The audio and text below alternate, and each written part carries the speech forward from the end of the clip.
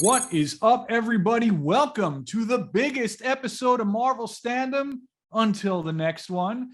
This week, we are counting down our complete ranking of the MCU movies. This is something that the audience voted on, the Den of Geek Staff voted on. It's an aggregate of like everything. It's critics, it's MCU fans. So I don't want to hear anything about like critical bias and like how we don't understand the fans anymore. Like there's none of that here. You had a hand in this and it's pretty awesome. I think we're pretty happy with the way this turned out. So in case you don't already know, I am your host, Mike Cicchini, the editor-in-chief of Den of Geek. And with me for all time and always, I have Den of Geek News and Features editor Kirsten Howard and Den of Geek TV editors Katie Burt and Alec Bajalin. And I think we should just get right into this, folks, right after I acknowledge our sponsors, because this episode of Marvel Standom is sponsored by Plex, the current streaming home of the Sam Raimi Spider-Man trilogy. You can watch Sam Raimi's original Spider-Man trilogy absolutely free, presented by Crackle on Plex. This limited time engagement ends March 1st, so swing over to Plex while you can, kids. Plex has over 50,000 free on-demand titles and over 200 live TV channels. Download the Plex app today, free on all your favorite devices to start watching. All right, how's everybody feeling? Are we ready to get into the ranking? I don't think so, but let's do it. All right, let's do it. Lee Parham, our chat moderator, is reminding us that thousands of MCU fans just like you voted on this. So let's bring up number 27. It is Thor: The Dark World. Look, you know what, folks? I think this is a pretty good baseline for how this is going to go because, look, let's face it. Thor: The Dark World is nobody's favorite MCU movie, right? But as far as movies go, it's not that bad. Like, you know, like if this is kind of like the lowest bar for the MCU to clear, it's still not the worst way you could spend 2 hours, right? What does everybody think about Thor: The Dark World? I mean, I like you go. I would say, I think it's kind of victimized by the perception that it is the worst MCU movie because it's been the consensus worst one for like a long time now. So I think maybe you don't. I'm sure some people like it a lot, but if you're just coming up with your own list, it's kind of the consensus easy one to just throw in at the end there. It's like a meme at this point that it's just the worst one by far. Yeah, I mean, this was last on my list as well. But I agree with Mike that if this is your worst movie in a 27 film franchise, you're doing pretty well. I think that it was the first really bad movie in the MCU. I don't know. There's The Incredible Hulk, which kind of has an asterisk next to it in a lot of different ways. You know what? Actually, there's Iron Man 2 as well. I don't know. It's forgettable. I think it's more forgettable than Iron Man 2, which also can be worse than being bad in some ways. I also think it's not very important to the forward momentum of the MCU and the way that a movie like Iron Man 2 is. That introduces Black Widow. There are things going on in that movie that are not going on here, especially like losing Natalie Portman after this movie, at least for a while. It's not only kind of like forgettable and not that great, it also is not that important to watch, I would say, for the larger story of the MCU. I tried rewatching Dark World before Endgame because I wondered if it would be important to the climax of Thor's story, at least in the Infinity Saga. And I also tried rewatching it when I was prepping for Loki, and I could not get through it either time. It felt like quite an ambitious story that just could not achieve its goals. And I remember thinking, this is definitely the end of the line for the Thor franchise. So it goes to show that Marvel can put out something that is absolutely not well received, that is right at the bottom of this 27 movie ranking, and then completely turn it around a few years later.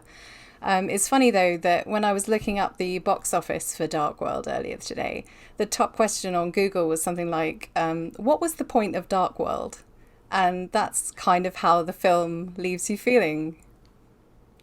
There's an extended sequence in which Jane is like unconscious, and it's like an action sequence. It's supposed to be very dramatic, and I've never felt so close to her character as an audience surrogate. I was like, same. I just don't care what's happening right now. I too am going to take a nap.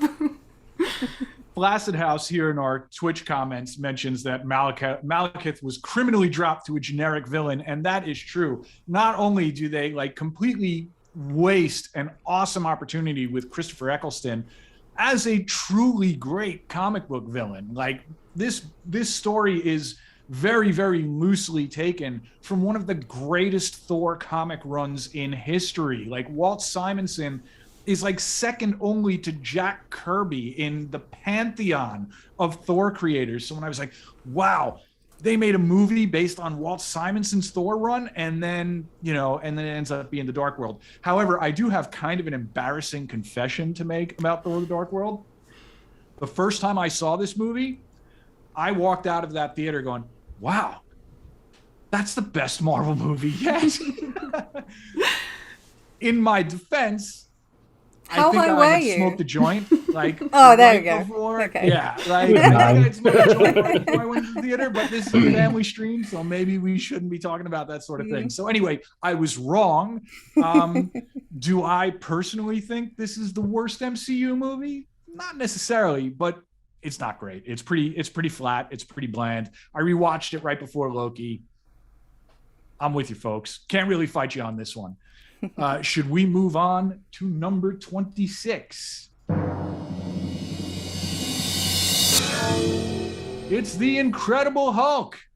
Now, I do think this is another kind of troubled movie, right? And it's probably nobody's favorite Marvel movie. However, I think this movie is probably going to be worth revisiting ahead of the She-Hulk TV series, because it does seem like more and more elements of this movie are creeping back into the MCU. What does everybody think about The Incredible Hulk starring Ed Norton? That's not Mark Ruffalo. I mean, I haven't seen this movie in a long time, but like past Mike, past Katie came out of this movie, having seen it in the theaters and thinking it was pretty enjoyable. So I will say at the time, which again, there were a lot fewer superhero movies available to watch. I thought it was entertaining. I didn't think it was time poorly spent. I think looking back at all 27 films in the MCU, there's real reasons why this is at the bottom. But I will say that I was into the central relationship, and a lot of early MCU movies did not do romance well. So I think this was something that The Incredible Hulk had as an edge, in the first few phases of the MCU. This and The Dark World often get lumped together as the two worst. And as keeper of the votes here, the way we did it, little looking behind the curtain a bit is, each movie you select it's assigned points. So the 27th movie is 1 point, 2 points, so on. The Incredible Hulk has more than twice the amount of points of Thor: The Dark World. So like this is the second least worst Marvel movie, but better than Thor: The Dark World by a big margin, according to us and our readers. I think it's a pretty good movie. I mean, like kind of Edward Norton aside, who's a great actor, but kind of just off here. I think maybe only in hindsight, since we got so used to Mark Ruffalo. I do always think it's kind of a little strange that Marvel is so insistent on keeping this as part of its canon. I guess it has no other choice to, because it is a Marvel Studios movie. But it really feels like they could have just said, like, yeah, Incredible Hulk didn't really happen. But instead, they're really adamant about bringing like the Abomination and Thunderbolt Ross back. Whereas I feel like they really could have just ignored that this ever happened if they had so chosen to do so. It's confession time for me because I still haven't seen it. I keep promising myself I will watch it, and I definitely felt like I'd messed up not watching it when What If arrived last year and they went back to the story of the film and I had no idea what was happening. But it always felt kind of inessential. And this ranking is not encouraging me to right the wrong. So I mean, your time is valuable, Kirsty. Right. So. And I'll honestly, as someone who has seen it, I don't remember it very well. So we're probably not that far apart in terms of knowledge here. I will say about this movie that when I first saw it, there was a certain novelty factor because this was the first time that like a non-Iron Man Marvel movie was acknowledging a wider Marvel universe. And for me, like the movie that I couldn't wait to get to when these movies first started coming out was like, I need to see what a Captain America movie is going to be like. Like I need to have this. So for the Incredible Hulk to kind of tie the origins of the Abomination and like some of the wider superhuman experiments happening in these early days of the MCU back into the super soldier serum when we had not yet seen a Captain America movie was really, really cool for me. You know, like it was constantly teasing all of these Captain America elements. And I found that really exciting at the time. Now, does this movie stand up to repeated viewings? No, I can't remember the last time I watched it. I am going to watch it again sometime this summer to help prep for She-Hulk. But again, you know, if this is the bottom of the list, this is still probably a 3 out of 5 star movie, folks. Like it's really not bad. You know, like the very baseline of the MCU is entertaining. You know what I mean? Like it is very, very rare that there's stuff that happens in any like true corner of the MCU that you go, wow, that was actually terrible. You know what I mean? It doesn't really work that way. So I feel good about this. Lee is wondering if we will ever get the leader in the MCU. I sure hope so. He's a cool villain. I would love to see more Hulk lore explored. Maybe She-Hulk will be the time for that. Is it time for number 25? Not surprising, number 25 is Iron Man 2. Folks, I could not tell you a thing about Iron Man 2 other than the fact that it has Sam Rockwell in it and it introduces Black Widow. And I remember there was like a really cool AC/DC Greatest Hits album that came out with an Iron Man 2 cover. And that's about it. So help me out here. I mean, I ranked this movie below The Incredible Hulk, which, you know, obviously all of these rankings are subjective, but I think if we're, you know, going to feel bad for these low ranked movies, as Alex seems to, Iron Man 2 definitely is hurt by the fact that Iron Man 1 is so good. And Iron Man 3 is also, I would argue, very good. So this is definitely the worst of the Iron Mans. And it does have elements, as I said before, that tie it really fundamentally into the larger MCU. But just knowing what this character and his world are capable of, Iron Man 2 is a real disappointment.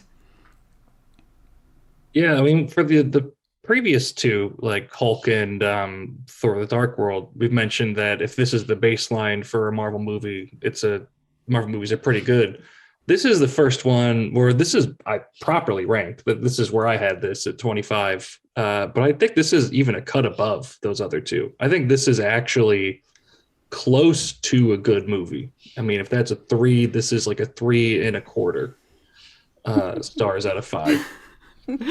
Just because there's so many like superficial things in it that are just fun and work. Like I would say this is one of the last Robert Downey Jr. as like billionaire playboy Tony Stark performances, because like the weight of the world starts to wear on him. By the time we get to Avengers, he's kind of a different person, but he's still a real jerk in this, and it's just kind of fun to watch RDJ be a jerk. Mickey Rourke has a cockatoo for some reason, something that apparently Mickey Rourke insisted upon having for his character, and it just brightens up the movie every time the little cockatoo's on screen. There's just a lot of silly, superficial, fun things in Iron Man 2 that I think if we were to go back and watch these bottom 3, I think I don't want to say we would all agree, but I know I would agree with myself that Iron Man 2 is cut above the worst of the MCU. I don't know. I don't know if I'd agree. Future me would agree with this, even though I did. Yeah. I think though it comes down to, I think I don't like Tony's character arc in this movie, and I'm not particularly interested in it, especially after, we see his character arc in the first movie is so strong, and it's him becoming, less of a narcissistic jerk. And there's reasons for him kind of regressing here in very believable ways, but I don't know why they're telling that story here in the course of his character progression. And they get so much right, at least, from an MCU watcher's perspective, about his character across the entire MCU, that this just feels like a misstep, or a diversion that doesn't lead anywhere. Yeah, I mean, this is a movie that should work on paper. You've got the Favreau and Downey Jr. team back together. You've got Sam Rockwell, who is always a delight as Justin Hammer. You've got Mickey Rourke, who was having kind of a career renaissance at that point. But it's just a bit of a mess. And yeah, if you ask me right now to explain what happened in this movie, I would struggle. Yeah, there's someone in the comments mentioning how great the I Am Iron Man ending of the first movie is. Yes. Yeah, to go from that to this, that I remember seeing that first Iron Man in theaters and being so excited to see the next one. And they don't really do a lot with that aspect of the story. That's true. Although Flaccid House is also pointing out how good Sam Rockwell is as Justin Hammer, and it is kind of hard to argue with that. But Sam Rockwell is good in everything, isn't he? Yes. So, You can't just throw Sam Rockwell at us. Yeah, just brought his usual Sam Rockwellness to this, and it's like, come on, dude, it's still not enough. Magma 2708 in the comments says the only thing great in Iron Man 2 is that Natasha fight scene. Yeah, that is pretty cool. And that is pretty cool. And once again, it was a good use of this is how you introduce, because don't forget, at the time, Iron Man and the Hulk were still considered tertiary, not even secondary MCU characters. We were still at the point in our pop culture history where you were either the X-Men or you were Spider-Man, or that was it as far as Marvel was concerned. Nobody cared. So I think this is kind of another good use of how they were bringing in other elements from the wider Marvel universe. And there's that cool Captain America shield tease. But yeah, not enough. I get it. It's fine. I'm not going to sit here and defend Iron Man 2. Anyway, Lee wants us to bring Sam Rockwell back for Armor Wars. I think that's a great idea, and maybe they'll do it. Let's do it. Bring it on. But I think it is time to move on to number 24.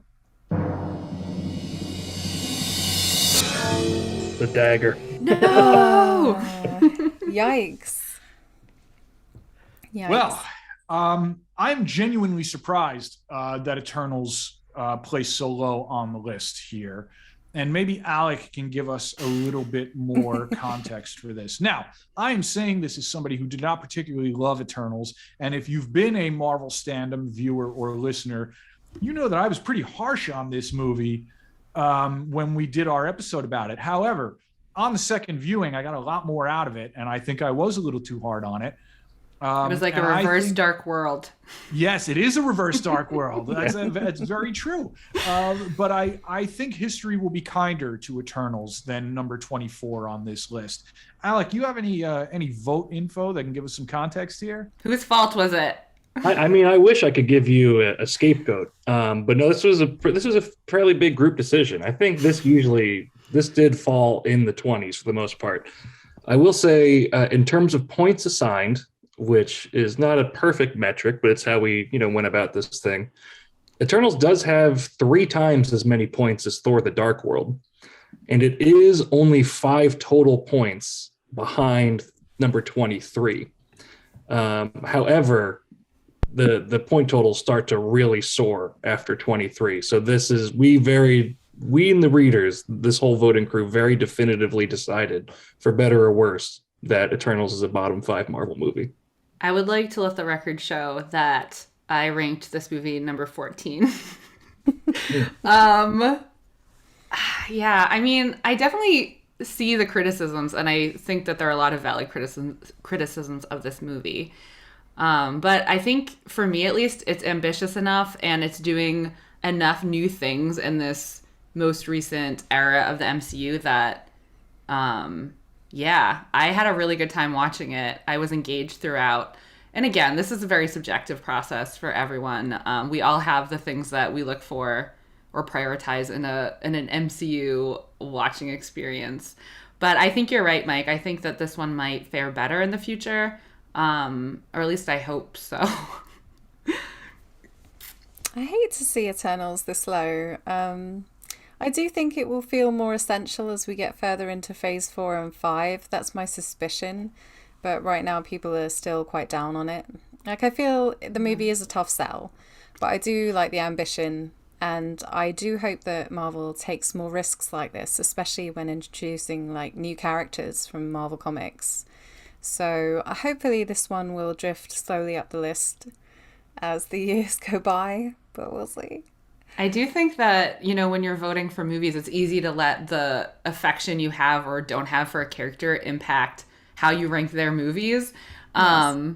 Which it should to a certain extent, obviously. But, I don't love these characters yet. Like, I'm intrigued by them, but I don't have the same affection for them as I do other characters. So I do wonder if, as you were saying, Christy, as potentially they become more important or elements of this movie become more important moving forward, if that also might have an impact on how people rank their introduction to the world. Nagma 2708 in the comments says they tried to do too much. It felt very rushed and squeezed in for the plot and characters. I can't really argue with that. But I will say it's on a second viewing because this movie is so packed with lore. It's been a while since we've had like a genuine lore dump in an MCU movie, right?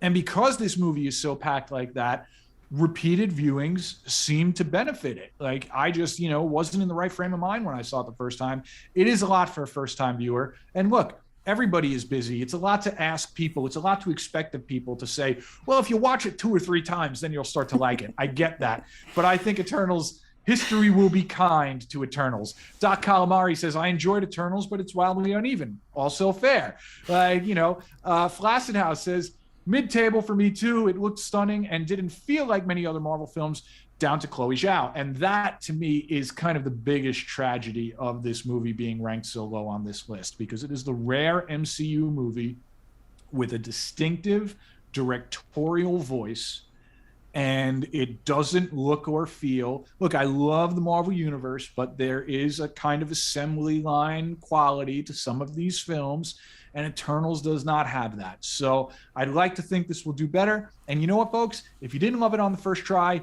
I would, as somebody who was super mean to this movie for like a whole hour of an episode of this show, watch it again, see if you do any better with it. So I think it's time to move on to number 23.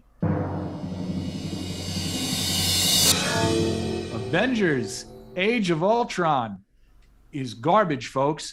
There is no universe where this movie is better than Eternals. And quite frankly, I would probably watch Thor: The Dark World and Incredible Hulk before I would watch this movie again. I watched this right before WandaVision, and it gave me a migraine. How does everybody feel about Avengers: Age of Ultron? I mean, I ranked it number 19 on my list, which I don't think is because I necessarily like it a lot more than you, Mike, but maybe because I dislike other movies more or like them less. Yeah, I mean, this is definitely one of the ones that I've ranked the lowest that I've seen probably the most. It's just, to me, this is a very busy movie, and therefore, it doesn't really accomplish a lot of what it sets out to do. But it also doesn't feel new like Eternals, does. We've gotten something like this before. And yeah, I don't know, for a movie that is so important for introducing, characters like the Maximoffs, I think this movie could have been a lot better. And I wish it were. Yeah, you're right. It's chaotic. It's a chaotic movie. It's so strange for like when you consider Infinity War and Endgame feature maybe like twice or three times as many central characters, but Age of Ultron is longer than them both, I think, or at least it was close to at least. And it just feels overstuffed and confused. I think there's kind of a burgeoning movement among some movie critics and Marvel watchers to label Age of Ultron as a misunderstood masterpiece, and that must be resisted at all costs. It's not good. And you know what happens? I think Age of Ultron is bad in a way that I would have anticipated the Avengers being. So it felt like a miracle that they pulled off the Avengers, and then it just feels, totally rational that it wouldn't be able to come through again for Age of Ultron. Although I must say, James Spader as Ultron is superb. I really love Ultron, the character, and I'm glad he popped up more in What If. I remember really liking the trailers for this movie, too. Honestly, it was a real surprise to see Ultron this low. Because this is a film that definitely has its defenders. I think there's a lot of really great stuff in it, but the middle section is very loud, very overwrought, and so by the end it does become a bit exhausting. I still do love a lot of moments in this movie. I like the Avengers party at the start with that seed of Cap wielding Mjolnir. I love Ultron himself as voiced by James Spader. I love Scarlet Witch and the creation of Vision, but there's just far too much going on, really. I must say I do love the Hulkbuster armor. Because it reminds me of, like, isn't there a comic arc in DC Comics where Batman reveals that he's keeping copious notes on how to take down his fellow Justice Leaguers should they go bad? Because Batman is just always prepared. I liked how they kind of incorporated that for Marvel with Tony Stark. Like, I like the idea that he has a devoted armor to figure out how to take down any one of his peers. Yeah, and I think that is a much more interesting Tony character arc than Iron Man 2. Yes. The Rob points out that this is Hawkeye's greatest movie, and you know what? I think the Rob has a point. Not a very competitive category. It's true, yeah. Like Hawkeye was pretty underserved until that awesome TV show, so I can get behind that. Nagman 2708, just like Kirsten, is a big fan of that party scene, and the Mjolnir and Cap scene is awesome. And I could have watched an entire hour of that party scene. I came down hard on this movie. I came out like pretty hot out of the gate with this. But the first act is pretty good. Like, it is pretty cool. And like, it was something we hadn't seen before. Like, the MCU had grown even further. It was nice seeing how these characters were evolving together. But once you get to the middle of this movie, it's just so noisy. And Lee points out that it's the ugliest MCU movie. And, this kind of lays the first groundwork of like, wow, how come this ridiculously successful franchise doesn't always look that good? Like, and I do believe that Age of Ultron is the first example of that. Flaccid House, love Circus, love Spader's voice. All too busy, though. 100%. I kind of wish, spoilers, folks. I kind of wish that Andy Serkis's Claw would stick around in the MCU. I wish he would have been like more of an antagonist in future Black Panther movies, maybe a Fantastic Four movie down the road. I think there's more stuff we could have done. Doc Calamari, cool screen name. The constant quipping didn't work. Ant-Man handled the comedy much better. 100%. I think this is also kind of the first time that one of the general criticisms of the MCU, that it's just like quip, like, sometimes at the expense of actual dramatic stuff. I think there's a case to be made for that with Age of Ultron. So I will say on the MCU romance watch, this also has one of the like worst romantic plot lines in the MCU, which is the Bruce Natasha situation, which just feels like they were kind of like standing at the edge of the script and they were like, I don't know, maybe they should get together, and it just doesn't work in a movie that already has too much to do. So we can't pass this discussion of this movie without, I think, at least mentioning that. 100%.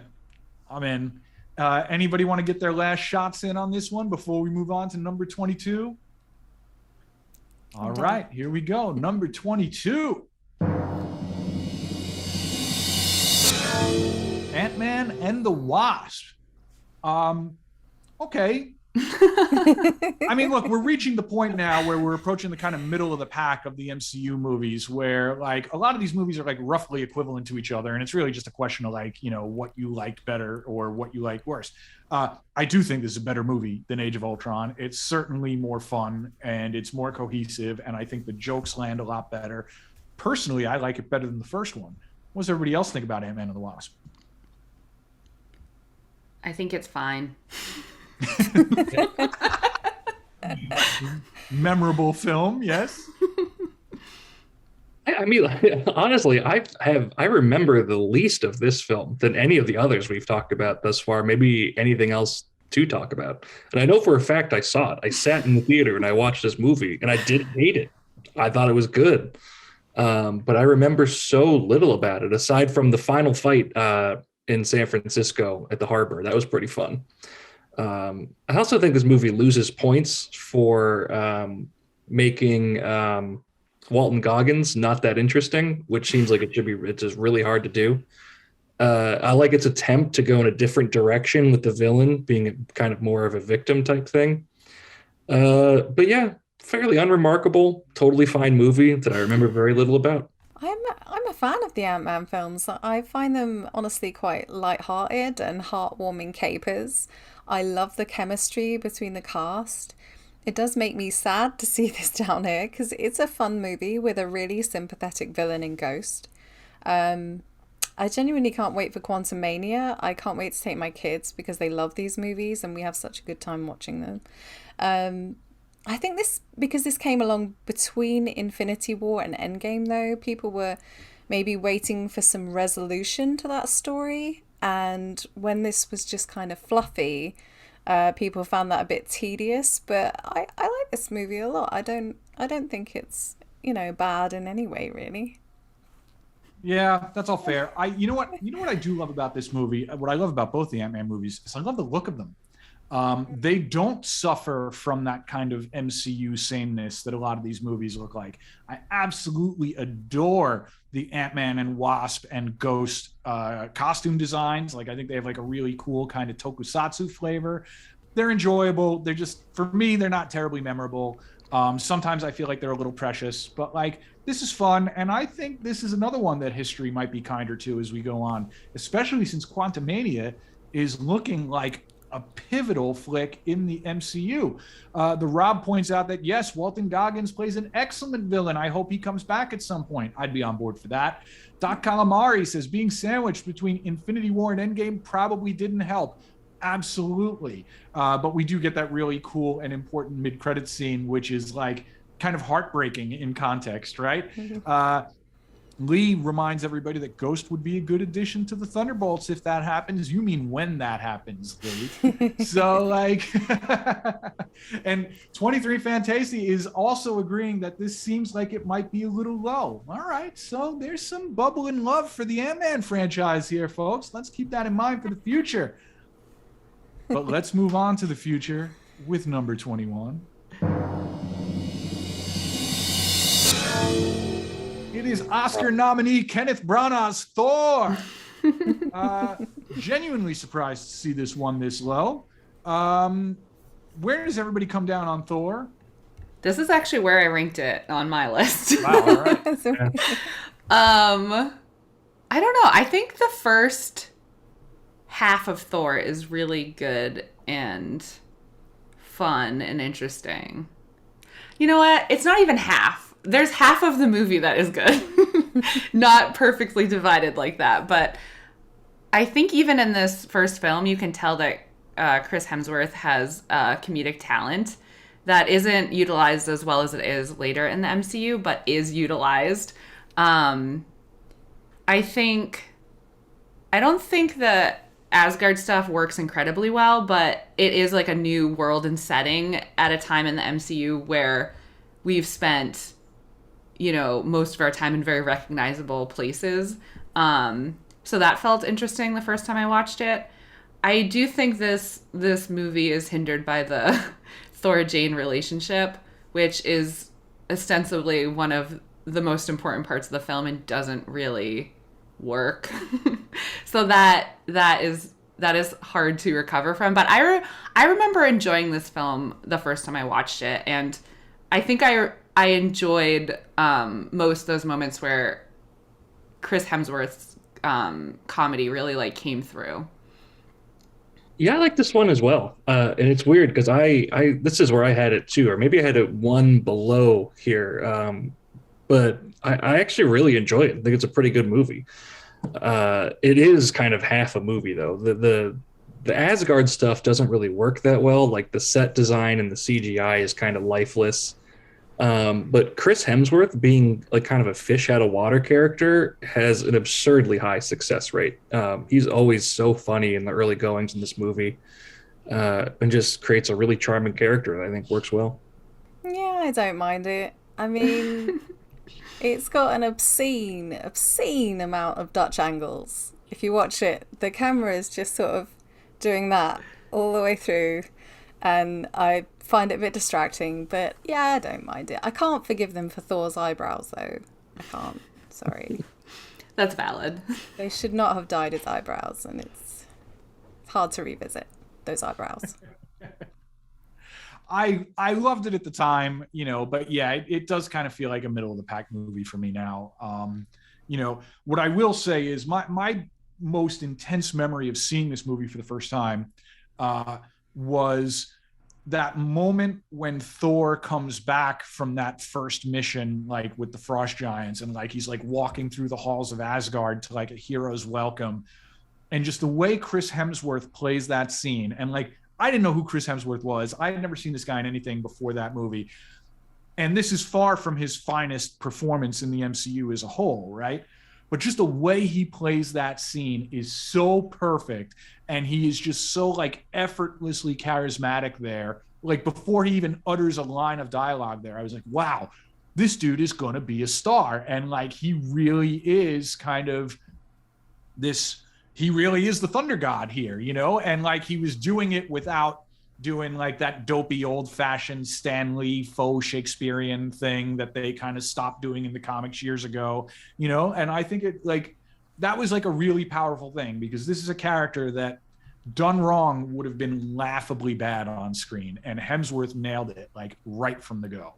So, yeah, I will say that, I mentioned his comedic ability, but it is interesting. Like he's so able to navigate the different tones that are needed for this character in this world, because we were talking before about how a lot of people have rightly criticized the MCU for often prioritizing a quip over an important dramatic moment, and I think Chris Hemsworth may be the actor, or at least one of the actors in the MCU, who is best at delivering a comedic line or a quip without letting go of his character or like losing the gravitas of the moment, which is an incredibly impressive skill. Yeah, this movie got the most important thing right. It did its most important job, which is finding Thor and Loki. It almost didn't even need to have a movie after that, as long as they got those two guys cast for the rest. They could have just announced it. It would have been fine. For that alone, it cannot be lower than what it is on this list, because it's our introduction to those two. Should we move on to number 20?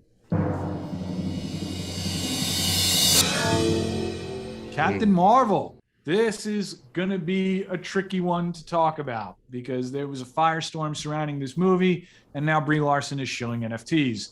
But I mean, those two things are related.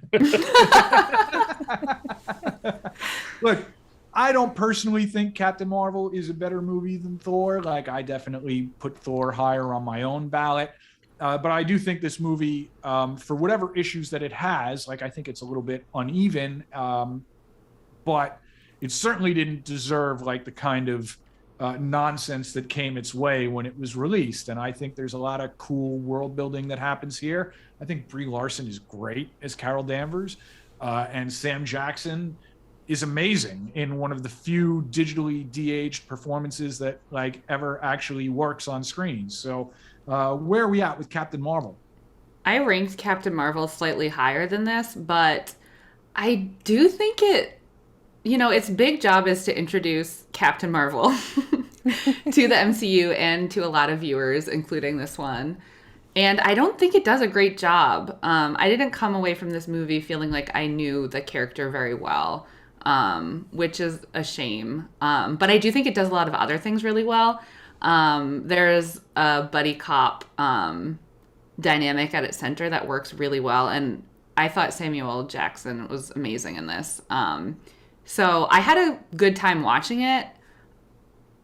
And I'm excited to see this character more, especially in another, solo outing, because I still feel like I don't know her.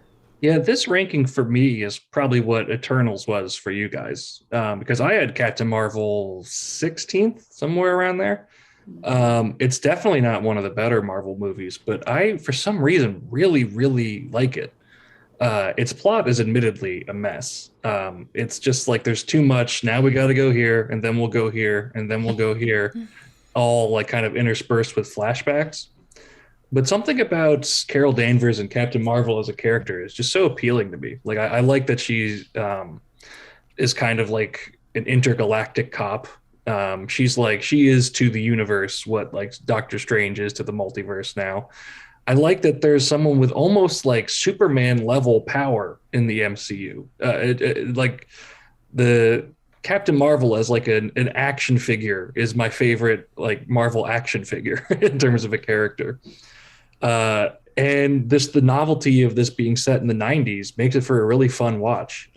It's definitely, not significantly better than I would say probably more than half Marvel movies, but I like it. I think this deserves slightly higher placement. As much as I enjoy Captain Marvel, I think this is a fair place on the list for it. Like, I'm not raging about it or anything. I think they did a pretty good job with this movie, considering it's sort of a combined origin story and prequel situation for Marvel. Again, at that awkward time between Infinity War and Endgame. And I have a personal obsession with Ben Mendelsohn that I will not get into here. But I can't wait to see him again in Secret Invasion. He's a gift that keeps on giving, and I will probably rewatch this movie mainly for him. Yeah. I do think it's a shame that the first two female-led solo movies were both prequels. Yes. Like, it was as if the MCU was like, oh no, we've had female heroes all along. It's like, have you? Or are you just making prequels? Yeah, I think my real biggest complaint with Captain Marvel, I think the thing that would have allowed me to forgive a lot more about it, because it is like weirdly edited, you know what I mean? Like, it kind of just has like this weird, my biggest problem with it is it looks like ass. Like, it just does not look good. And for a movie about the Kree Empire, which is like a corner of the Marvel universe that I'm really fascinated with, I was so hyped to see how that stuff was going to be brought to life on screen. And it's really like, especially that stuff at the beginning is like some like TV level, like special effects and directing. And I just really bummed me out. I also wish it was a little bit more authentically 90s. Like, I wish it leaned a little bit more into its period setting, and that, like, Kirsty and I have talked about this, that like it should have like a much cooler 90s soundtrack, but like, whatever, it's fine. Like, and I look forward to seeing what else they can do with this in the future. I'm glad that the whole nonsense surrounding this movie has died down and we could have normal conversations about it now. You know what I mean? Nagma points out that it was the first movie where a superhero identifying as a woman wasn't put in a box, noting in particular how people tend to sexualize Gal Gadot, and Captain Marvel is also, I think one thing that we should note is that Captain Marvel probably has the single coolest costume in the entire live action MCU. Like, that is just an amazing, amazing design, and I love looking at it. So Lee is being a wise guy and says maybe they wanted the CGI to look like the 90s too. No, thank you. Very good. But if they actually had done that, I might have been okay with it. Like, if they went that far and it was a stylistic choice. Yeah. Nice try. Like, nice try. A for effort. Let's move on to number 19. Strange at number 19. This is another one that if you would have caught me as I walked out of the theater for this, I'd been like, that might be the best Marvel movie yet. And over time, you realize maybe that's not really the case. I think this movie is visually beautiful. It's something that I kind of wish they would have given Scott Derrickson a little bit more free reign over. You know, you have a cool horror director like Scott Derrickson directing a movie about a character who explores the weirdest corners of the MCU. I would have expected this to have a little more darkness and edge to it, but it's still pretty good. You know, it's just a little too much origin story for me. How's everybody else feel? I mean, as we all know, Doctor Strange is my nemesis. I did rank this movie lower. It does have some amazing visuals, and it is one of the best looking movies in the MCU in terms of its creativity, I would say, which is not a very competitive category. But in terms of as an origin story, it just plays to me like a less effective Iron Man. And the Iron Man character arc in the first movie is a hard sell. And it says so much about the effectiveness of that movie that they do it so well, and how good Robert Downey Jr. is that they do it so well. But I just don't like this character.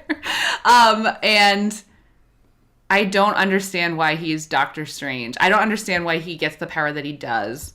And the movie doesn't explain that to me. I don't understand why I should be rooting for him. And by the end of the movie, I still don't understand.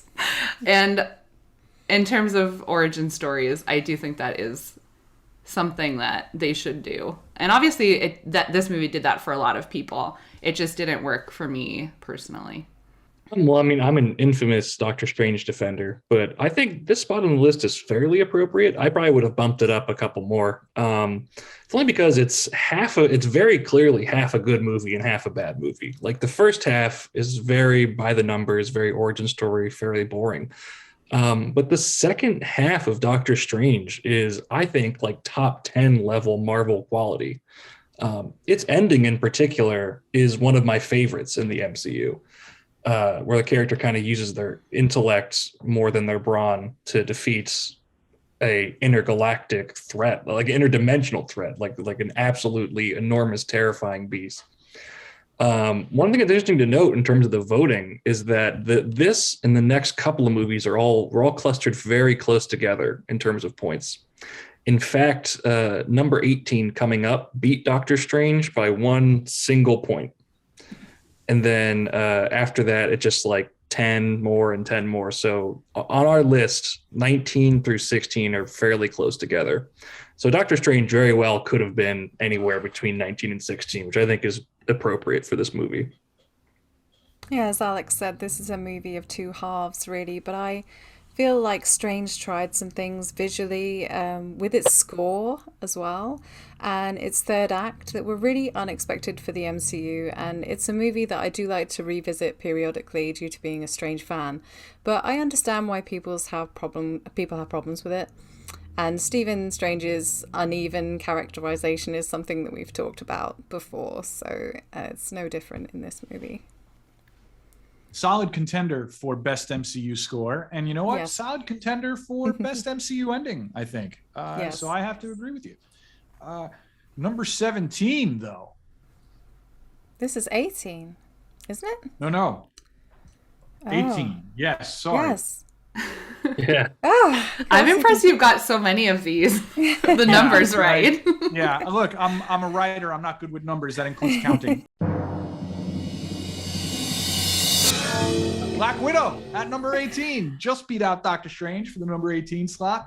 You know, when Black Widow came out, I remember we were all kind of talking about it internally at Den of Geek, and I remember I walked out of the press screening with David Crow, our film critic at denofgeek.com, and he really enjoyed it too. And we were both like, solid, like upper middle tier Marvel. And that's exactly where this landed on the list. Like solid upper middle tier MCU flick with Black Widow. I really like this movie. Like, I think this movie is like sufficiently different from a lot of other MCU stuff my only real problem comes in the final act, like that nonsensical, stuff falling out of the sky, video game cutscene final act just like really brings me down, man. But like, the rest of this movie is cool and it's a little different from what we expect. I mean, this movie ranked a lot lower for me personally. And we've talked a lot about this movie on Marvel Standom, so you can go back and revisit our Captain Marvel episode, or our Black Widow episode. But a lot of people before this movie came out were asking the question, why? Why was this movie made? And I think the fact that it introduces Yelena is a huge asset. And if it didn't have that, then this movie would have been less enjoyable for me. I think it starts really strong, and I'm excited to learn something new about Natasha's character, even if she's not going to be continuing on in the MCU after this movie. But I think they kind of dropped the ball on that. We get this character detail that she chose to blow up this building and kill, the villain's daughter, or so she thinks. And that was a choice she had to make to, kind of come over to the good side. And that's incredibly complicated. And then they kind of just backtrack on it, where it's like, oh, well, she didn't die and the villain is worse and it's his fault that she was even in that situation. So it kind of just like takes any of the nuance and weight of that dilemma that could tell us something more about Natasha's character and shifts it onto other people. I mean, which isn't to say I didn't enjoy watching this movie. I did. I thought it was fine. But I also think, as someone who's watched a lot of women-centric spy TV shows and movies, this just didn't do it for me. I like this movie too. I think it's fairly properly rated. I might go a touch lower. Because I think the action choreography, save for that bloated last act, is really fun. I think this has a lot of good action set pieces. I like the actors involved. This movie's major sin is just being a bit too big. Because this is supposed to be kind of Natasha's origin story. And this is a better chance for us to learn about the character and her family and that side of the world. But it ends with a fairly conventional the world is in jeopardy style plot, which we don't really need, especially now that we've seen that it can work with something like Hawkeye. So yeah, I mean, like, definitely don't regret watching this movie. I had a fun time. There's like the first hour and a half has some good action sequences, but it's pretty fair where it is on the list, I think. I like Black Widow a lot. I mean, due to the circumstances surrounding how it was released last year, it did feel like there was some quite differing views about the quality of the film and what it brought to the MCU after such a long wait. I think if you watch it chronologically, it feels a lot more natural and brings a lot more to the bigger picture. I just really wish it had been released after Civil War and not Endgame. Mm-hmm. And just to give this movie a little bit more praise, solid contender that for best action sequence in the MCU, starting with the Natasha Yelena fight in the apartment and then leading into that car chase. That's a kind of action we don't usually see in these movies, and I really, really like it, and I would like to see more like it. Flaccid House says it was okay. He felt the Hawkeye and Yelena stuff gave me a much better feeling about their relationship, and that's true. Like, Hawkeye did make this movie even better in retrospect, I think. Mm-hmm. So, it's all right. And I think this is another one that history might be kind to, but then again, it might not. Like, who knows? Maybe ScarJo will sue Disney out of existence by the time we have to rank these movies again. We'll see. Moving on to number 17. In conclusion, history is a land of contrasts.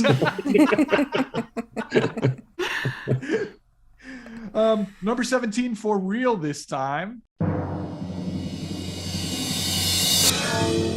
It's Ant-Man. The original Ant-Man came in pretty low on my own ballot. I thought this movie was a little bit precious. I like the sequel better. I think Black Widow's a way better movie. What does everybody else think? I feel similarly about Ant-Man as I do about its sequel, which is, it's fine. It's fine. I mean, no movie starring Paul Rudd is it without its charms.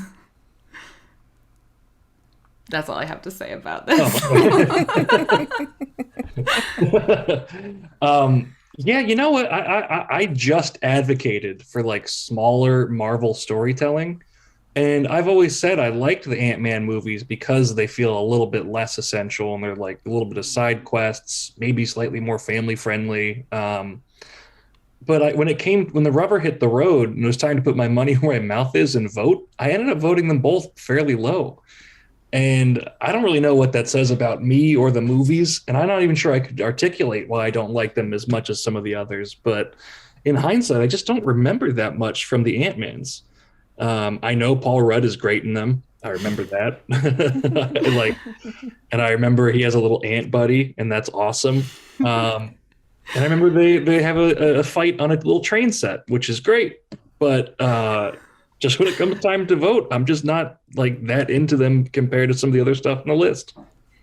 I would read reviews like that, Alex, which is remembered reviews on a train set, which was great.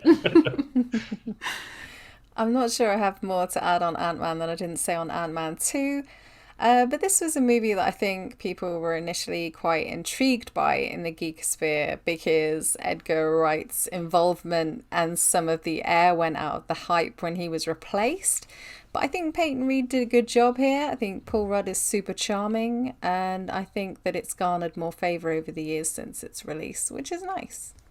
I think the point that both you, Kirsty, and Alec have touched on with both the Ant-Man films, that they are a bit more family-friendly, is one that I tend to discount and I think is important because, you know, I think we do think of the MCU as like 4-quadrant films, but some more than others.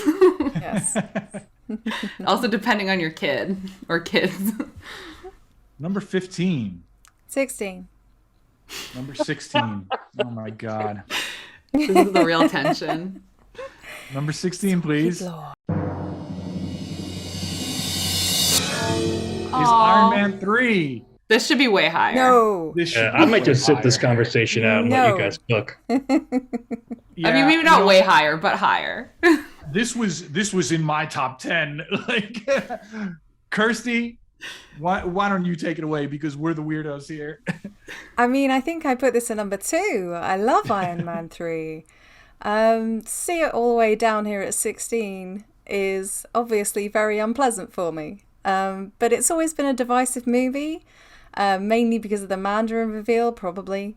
I don't know whether the people who hate it will ever reconsider its quality in the future. I think the fact that we have a Shane Black movie at all in the MCU is still quite surprising to this day.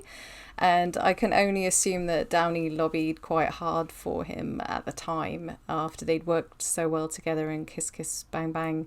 I love this movie. I find it a joy from beginning to end. It runs out of steam a little bit at the end, but yeah, I love it. And 16, man, that's not cool. Why you gotta do me that way? I was gonna say I think it's good. Like, I love the Mandarin reveal. That has an 100% approval rating with me. No complaints there. Me too. I think maybe that Iron Man, I'm sure that is a fairly controversial aspect of the movie. So I'm sure that probably kind of hurt its rating on some ballots. But my issue with the movie, and I don't have a lot of issues with it, I think it's good, is that it's weirdly miscast as a third installment. Like, Iron Man 3 feels like it should be the second installment before a far more conclusive third installment. I think we've just been like kind of wired that trilogies just kind of have a certain rhythm to them, and the Iron Man trilogy really interrupts that rhythm. But yeah, I mean, this just seems like a decent enough spot for it. A little bit higher would not have upset me. Yeah, I think this is a really good movie, highly rewatchable. There aren't really any low points for me. I even like the ending. I also like that it kind of subverts the like fridging of the girlfriend. You know, she does fall, but she's fine because she has her own superpowers. I wish, or whatever you want to call those. Yeah, I mean, I pretty much always just want to watch this movie. And I think in terms of, you know, apparently I've just been talking a lot about Tony Stark's character arcs in the MCU during this stream. And I think this this does it well. I think it, in comparing it to the first one, I'm realizing it's both about, like, they both have Tony kind of like leaving his comfort zone / like social group that often like negatively reinforces some of his worst behavior, in very different ways. In the first movie, he's like a prisoner in the Middle East, like cave, whatever that situation is. Here he's just, in some kid's like barn. Very different, but like they kind of serve a similar purpose of removing Tony Stark from his environment that has shaped some of, I would say, like some of the worst parts of his behavior, but also, has informed who he is. And you kind of get to see maybe who he is outside of that context. I hadn't thought about this before right now, but now I'm thinking about it a lot. Well, and don't forget, and this is what I think the real power of this movie is that this is the first MCU movie after the Avengers, right? Like back in the day when we didn't have, a Marvel movie every 3 months, like we had to wait a whole year from the Avengers to Iron Man 3. And here we come like a year after this billion-dollar movie that really made the MCU the success that it is. And you go, how do you follow the Avengers? Like, how do you make a story bigger than the Avengers? And the answer is you don't. You tell something that is kind of this daringly personal, you know what I mean? And like really gets into Tony's head in ways that, yeah, you're right. They probably should have done this in the second movie. But like to me, that alone makes it worthwhile. You know what I mean? It just seemed like a really risky maneuver to make a movie like this right after a movie like the Avengers, at the time, it felt like anything could happen in the MCU in ways that like sometimes it doesn't really feel like that anymore, right? Just because we're so used to the stream of the movies and TV shows now. And 2013 feels like ancient history now, So I love this movie. I'm glad it did as well as it did, considering that I know feelings on it are pretty mixed. This is a guaranteed Christmas season watch for me, like every year. Iron Man 3 forever, kids. Should we move on to number 15? Spider-Man Homecoming.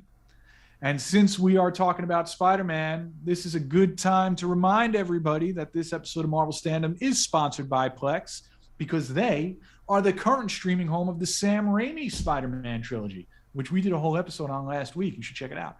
You can watch Sam Raimi's original Spider-Man trilogy for free, presented by Crackle on Plex, for a limited time engagement that ends on March 1st. So swing on over to Plex while you can. Plex has over 50,000 free on-demand titles and over 200 live TV channels.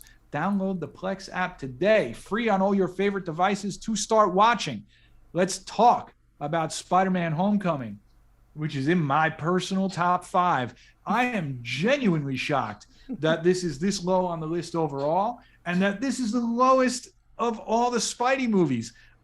I absolutely adore Spider-Man Homecoming. I'm afraid that if I start talking, we're going to go way over time. I'm going to turn this over to somebody else first. So this will be these next 5 are the last 5 we're doing today before the top 10. And this chunk of 5, beginning with Spider-Man Homecoming, is kind of in a voting block by itself. It's clearly ahead of the Iron Man 3 crew and clearly below the top 10. So make of that what you will. I will agree with Mike that this is the best of the MCU Spider-Man movies, or at least it's my favorite. I think Tom Holland is maybe at his best here. This is the most recognizable Spider-Man that we get in the MCU, the one kind of closest to his friendly neighborhood origins. And I think that Tony Stark works well as kind of the mentor figure in this one before have the concept of, Peter having a mentor got fairly played out in the films to come. I am surprised this one is this low, and this was in my personal top 10. I can't believe Homecoming is the lowest ranking Spider-Man movie here. It's the best one of the trilogy, yeah.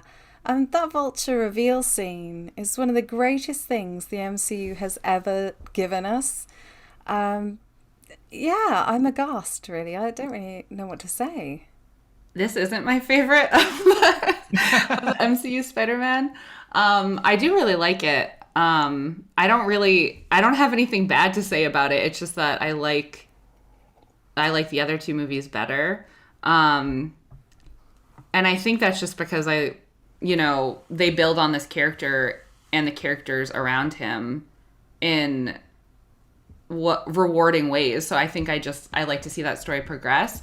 But I agree that the Tony Peter relationship is really, really good. And I actually think it kind of takes the place of the relationship that Peter can have with Uncle Ben or Aunt May in other versions of this story. And I think that becomes a problem later on. But I think here it just works incredibly well. Tom Holland is great as Peter.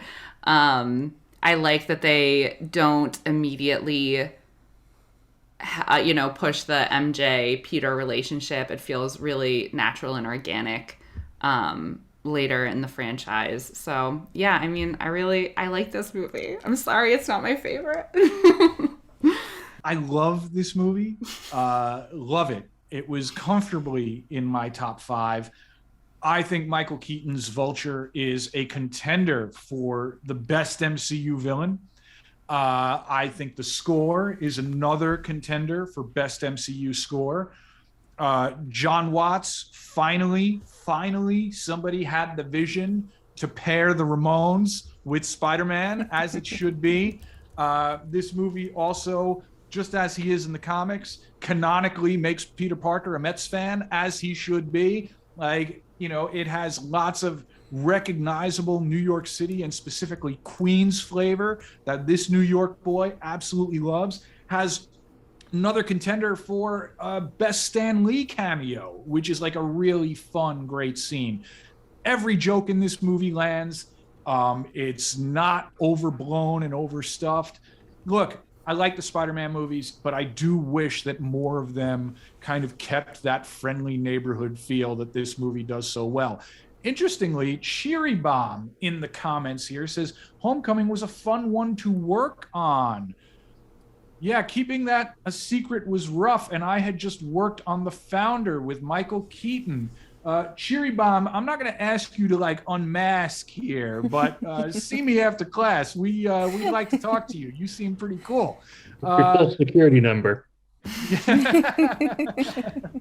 Anyway. I do want to say before we move on that I do think this movie has the best post-credits sequence in all of the MCU. Oh, yes. Which is the Captain America. Patience is important. I love the experience of watching that for the first time so much. Yes. Like there's so much good stuff in this. Marissa Tomei is brilliant. Michael Keaton is brilliant. Tom Holland is at his absolute best. Every single one of those kids, like the supporting cast, they're great. And some of them are just there for 30 seconds at a time. And then they're even better in Far From Home.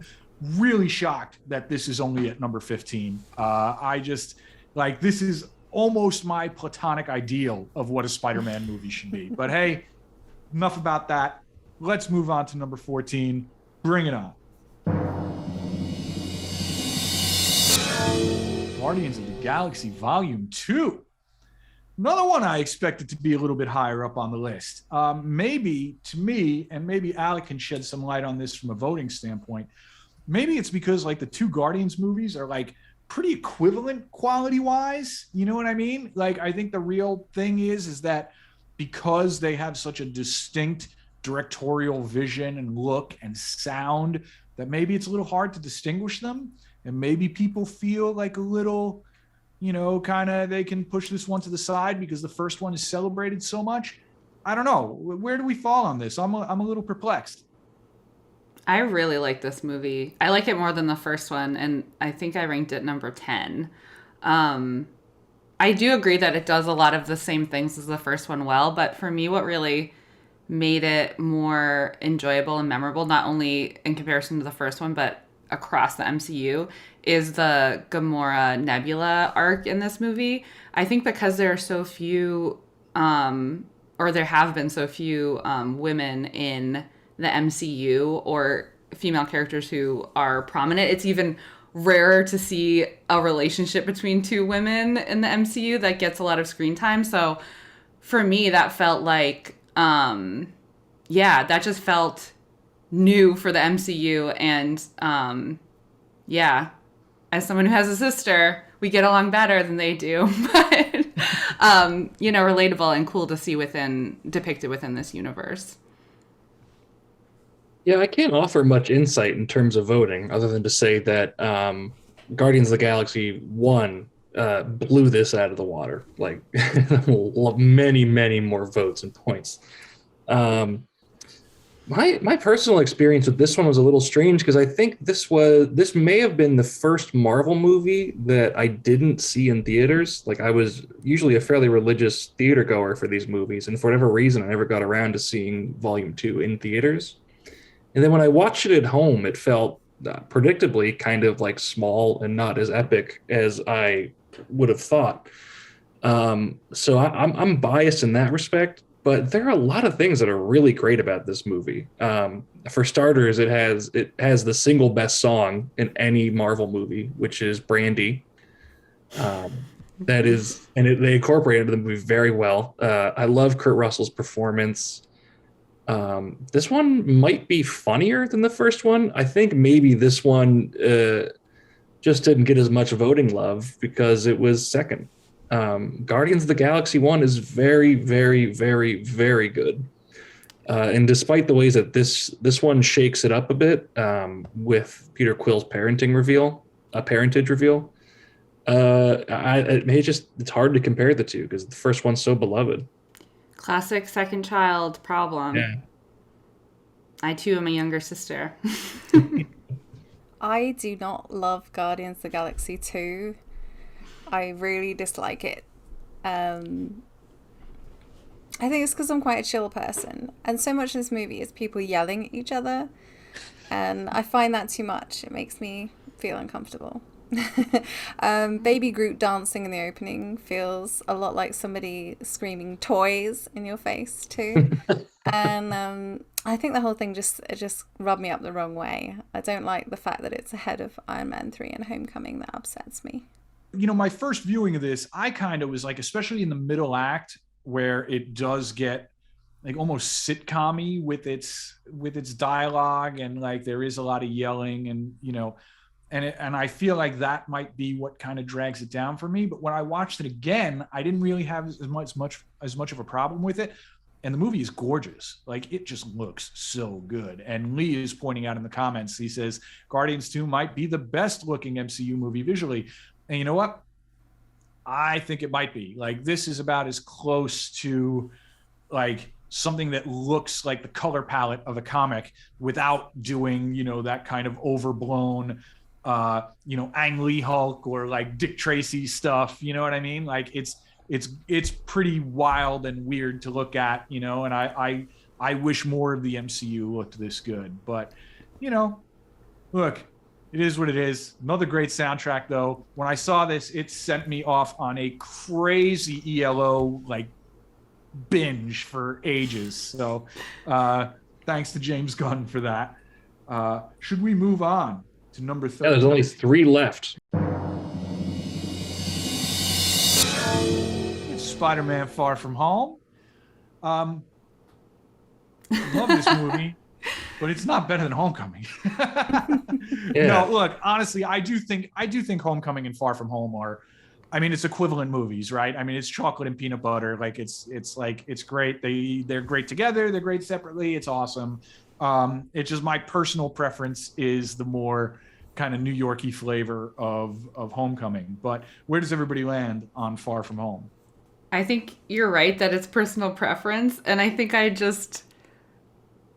was fun to go on this like Euro trip with this group of superhero characters and others. I think especially in early MCU there was a lot of talk of like, well, the different films are trying different genres, and I think having it be kind of like merging this teen superhero movie with like a Euro trip storyline really worked for me. I wish it had gone a little bit harder on Peter's grief about losing Tony, because I remember seeing the trailer for that, complete with Tom Holland's spoiler warning, and thinking, wow, of course that makes sense for the character, and I'm really curious to see where that goes in this movie. And I understand why they didn't want to spend the whole movie having Peter be really sad about losing this person who was incredibly important to him. But I think I would have liked to see that done a little bit, I don't know, more complexly. But I do think it kind of was the perfect movie to come after what was a very heavy, intense, big experience with Infinity War and Endgame.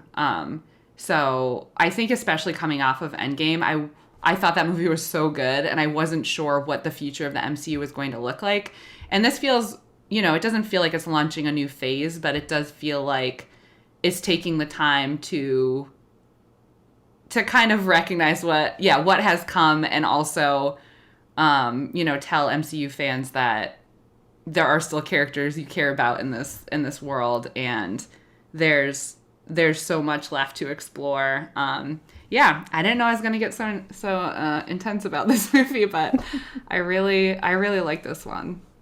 It's a great movie. No qualms about its positioning on the list, really. I mean, I do prefer Homecoming, but I'm not even sure I could tell you why. I do. Maybe I agree with Mike that I just kind of like the New York and Washington, D.C. flavor, the stateside flavor of Homecoming. You know what? We talk a lot about Marvel's villain problem, which is a thing. It's true. Like, there's not a lot of their traditional villains don't really hold up in the villain canon, as it were. But a lot of their villains are at least interesting or presented creatively. And that's the case for both these first two Spider-Man movies. Mysterio is, even though a lot of us saw it coming, based on the character from the comics, it's such a great idea to have an entire movie built around like a VFX villain and somebody who just felt personally slighted by Tony Stark, because there are thousands of those people, I'm sure, that he stiffed on checks here and there. This is a great movie, and I'm happy it's up here. Yeah, I find Far From Home to be a really fun movie from beginning to end. Like, Mysterio is great. The sequence where he made him see a zombie Iron Man. I remember being genuinely unsettled by that when I saw it in the cinema. That high school trip abroad and the awkwardness of it feels super relatable. And Ned's holiday romance. Yes. I will never not laugh. Every time I rewatch it, I think it's not going to be as funny, but it is. So I'm glad that Far From Home got this much love in the ranking. Ned and Betty have a healthier romance in that movie than virtually the entire MCU and every single pairing on every single DC TV show. And they are so much better at this than like all of us. It's amazing. The kids are all right. Yeah, the kids are all right, and this is their movie. I think even more than Homecoming was. It really does perfectly capture that feeling of like the girl you like, and you're like, this is my chance to finally get near this person, and things just keep getting in your way. Like when Peter's on the plane and it's just like, what is going on? I'm just like, oh God, this hurts so much. Like it's just so naturally cringy and real. No, look, I know I made a big fuss about this coming in higher than Homecoming. Realistically, if I was reviewing these movies, right, if we were rating these as we do at Den of Geek out of 5 stars, Homecoming and Far From Home are both 4-star movies, right? And it really is just a matter of what you're in the mood for. So it's a great flick. I'm glad it exists. I watch it. I think I'll probably watch it for whenever like spring break is supposed to happen this year. I think it's exactly the kind of mood elevator that I need. Flaccid House just said that he's been listening to Vacation by the Go-Go's since he rewatched this, and now so am I. Cheery Bomb says, I'm really glad Mysterio was chosen for this one. He was one of my favorite cartoon villains. Yes, and this is such a neat updating of the Mysterio concept. Like, Mysterio is one of those villains that has to be pretty malleable from his original conception in the 1960s comics. You know what I mean? They did something really, really interesting with him here. And like Kirsty said, the zombie Iron Man sequence is one of the best visuals like in the MCU. It's really unsettling. And that whole thing with Mysterio playing on Peter's very specific neuroses is really effective and extremely true to the comics. And it's like more visually inventive than you would usually expect that stuff to be done. Like the Raimi movies would have done that with just like melodrama, right? Whereas here it's like using like the tools to actually give you this in a cool and interesting way. So yeah, nothing but good things to say about Far From Home. I'll have even better things to say about number 12. Captain America, the First Avenger. This is another one that I ranked even higher than 12 personally. Like, this is the big one for me. I absolutely adore this movie. This was the MCU movie that I was waiting for. Like, from the minute Iron Man came out, I'm like, great, give me a Captain America movie this good. And it seems like the narrative around this movie has kind of changed in the last few years, right? Like, this was always kind of considered to just be like, yeah, it's one of those awkward phase one Marvel movies. And I feel like people have kind of changed their tune on this a little bit. As far as I'm concerned, this is one of the most perfect superhero origin movies ever made. This is like Richard Donner's Superman or Christopher Nolan's Batman Begins. Like, this is exactly what I want out of a Cap origin story. What does everybody else think? Because I'll talk about this movie for an hour straight and none of us will get any other work done today. I think I'm similar to you, Mike. I mean, this is in my top 10. I love this movie. I've always loved this movie. I think, you know, the second half, some of the action is a little dull, like once it gets a little bigger, but it's never extended, like, and so much of everything else that's going on just works so well. I think this is the best. Oh, I love Iron Man as well. I was going to say, I think this is the best origin story in the MCU. And it may be. I love this character. I love this casting. I love this ending. As someone who hadn't read the comics, I remember seeing this in theaters and just being so excited to see what was going to happen next. You know, after Steve wakes up all these years later. I thought it was cool to see a superhero period film. That's not something, it's still not something we see it with the first Wonder Woman, which I think is kind of playing by the first Avenger rules, which says a lot about, how successful this structure is. And yeah, there's so much to like about this movie and this character. So again, I ranked it even higher. Nagma is shouting out for some Stucky representation. All right. All right. I am part of that group who has like kind of come to appreciate this film only later. Like, because you're absolutely right. This was seen, at least in my recollection, the general consensus being that this was just kind of your conventional, Marvel origin movie, with likely lower in the pack just because it's not that remarkable or spectacular. And I think I did feel that way for a while, but of late, just thinking about this movie and turning it over in my head, and I haven't rewatched it in a while, I love it even more. I think a lot of that might come down to it popping up more frequently in the subsequent movies and also in What If. Because what happens in the 1940s in Captain America, First Avenger really forms the basis of a lot of where the whole MCU goes. So they return to that well a lot. And for my money, I think Captain America has the best run of films in the whole MCU. If you put the films that Captain America appears in versus the films that everybody else appears in, I think Cap is the clear winner. I really like the first Avenger. I feel like it falls apart a bit in the third act. The wheels start to come off a bit. There are a lot of montages, as we get towards that ending. And the showdown with Red Skull was a little underwhelming for me.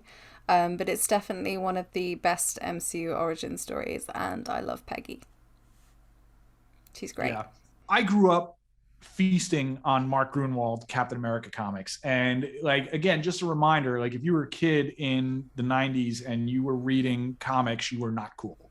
And if you were reading comics that were not X-Men or Spider-Man, then you were like uncool, even by uncool comic book reader standards. So like, and I was obsessed with Captain America comics, and all I was doing was dreaming about what a Captain America movie would be like. And in my head, it was always like, I just want something that kind of has like that high adventure flavor of the Indiana Jones movies. And Joe Johnston, who worked on Indiana Jones movies, like brought exactly that kind of feel to this. Like, you get that sense in the action scenes in this movie. I love it. I really, really do. Is it the best Captain America movie? No, I put something else higher on my ballot too. But I love it. It sets up the Stephen Peggy romance perfectly. It allows Endgame to tie an absolutely beautiful bow on what is chronologically, at the time at least, the first MCU movie. I'm so happy to see this movie even performing this well on this list. Only 1 point behind the next one, by the way. Wow, only 1 point behind number 11. Very, very nearly could be top 11.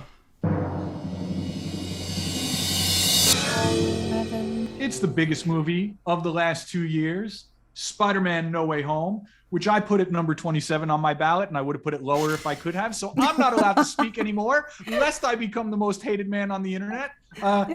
Take it away, Kirsty. It's difficult. He always throws it to you. I know. It's sabotage every week. It's difficult to talk about No Way Home in the context of the MCU because it feels so much more like a Sony movie than a Marvel Studios movie to me. I appreciate that they filmed this at a hard time in the pando. They really had to work hard to bring us this movie, which is, I feel like, is a perfectly fun time, especially if you're into the Spider-Verse or you have a history with the other Spider-Men.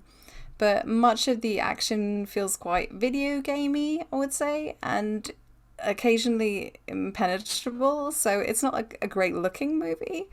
I do wonder if this would be so high up in the ranking if we polled again in a few years, but maybe we will, maybe we won't. Find out. Just as history will be kind to the Eternals, history will prove me right about this movie. Everybody's got their nostalgia buzz on with this movie. History will prove me right. I think your hatred of this movie is far too strong. I heard through the grapevine that you brought up the words. Let's say that stupid movie.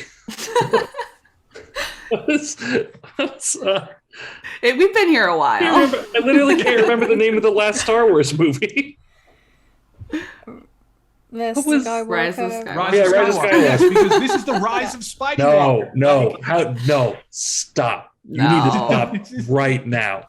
No. That you can hate this movie all you want. I cannot abide you bringing it up in the same context of that absolute abomination. At least Rise of Skywalker looks good.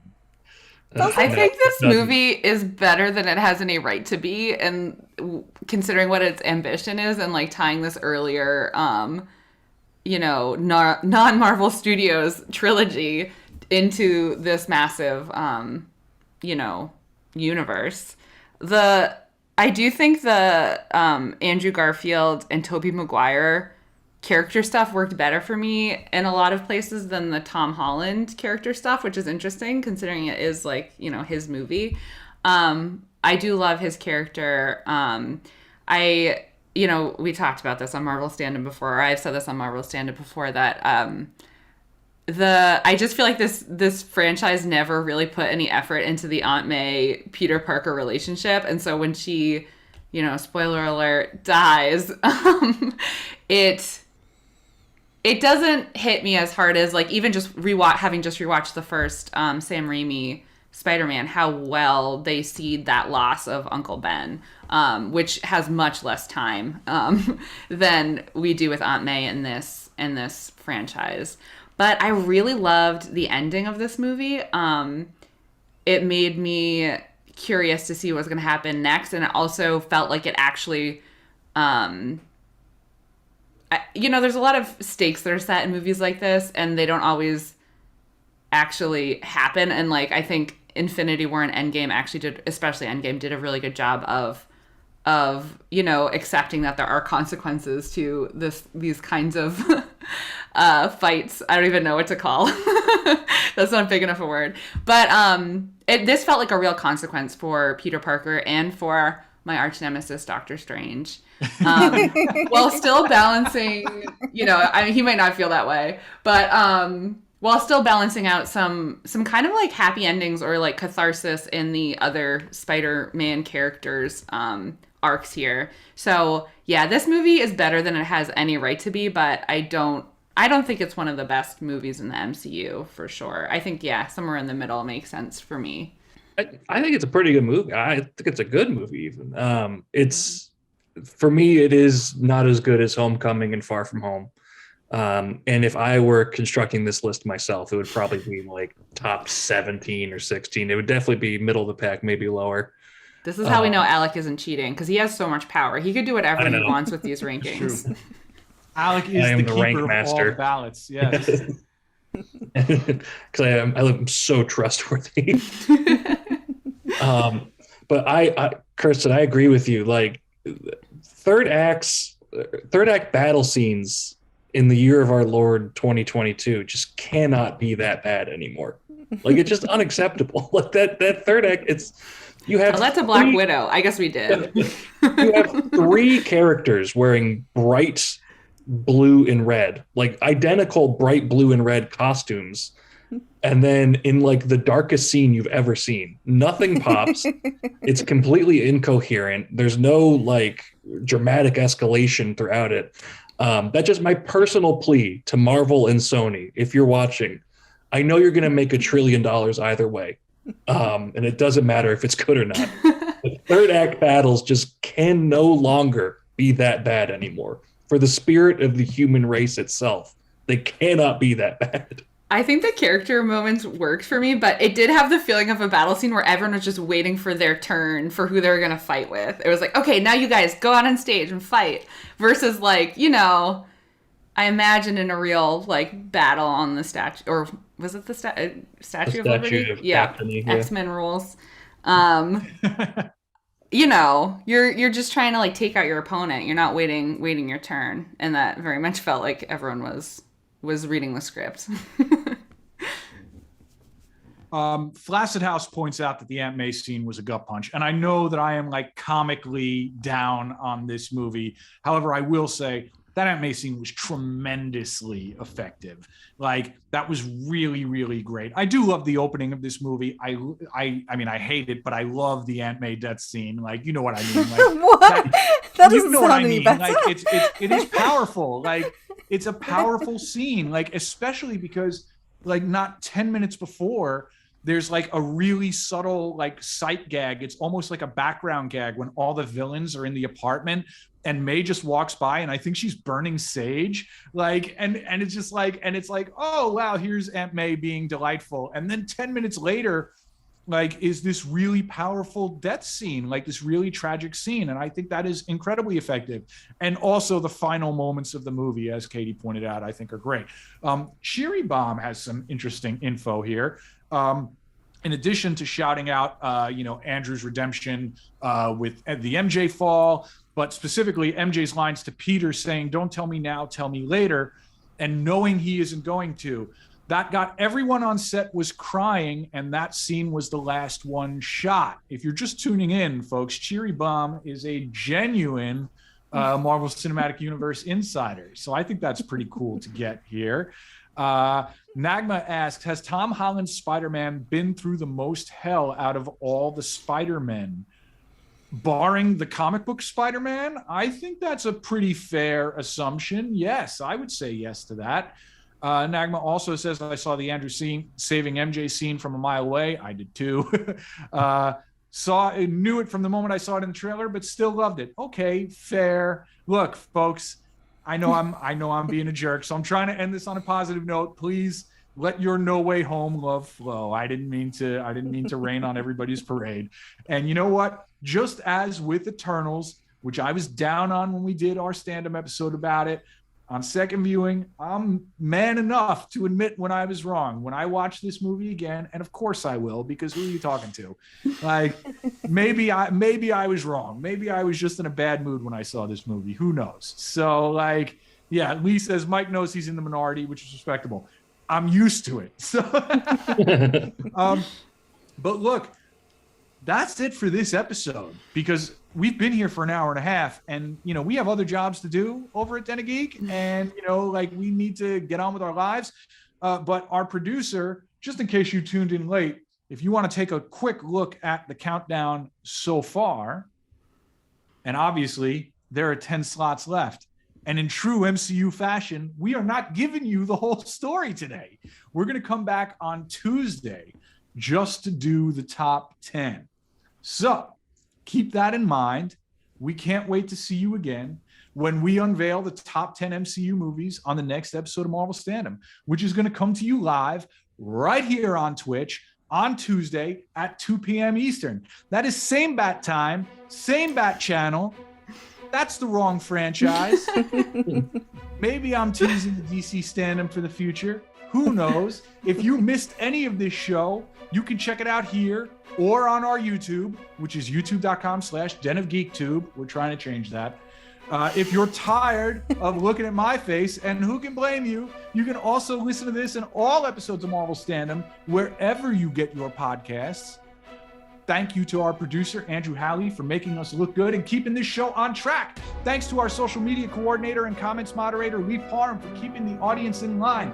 Thanks to our sponsor, Plex, the current home of the Sam Raimi Spider-Man trilogy until March 1st. Download the Plex app today to watch that and 50,000 other movies for free. But most importantly, thanks to all of you for watching and listening. Until next time, stand together, folks. We'll see you soon.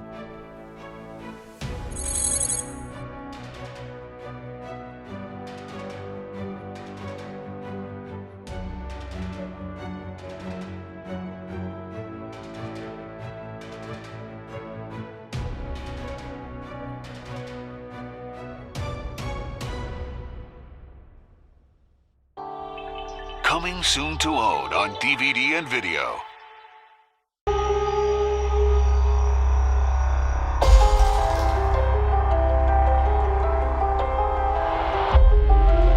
I'm not what you think I am.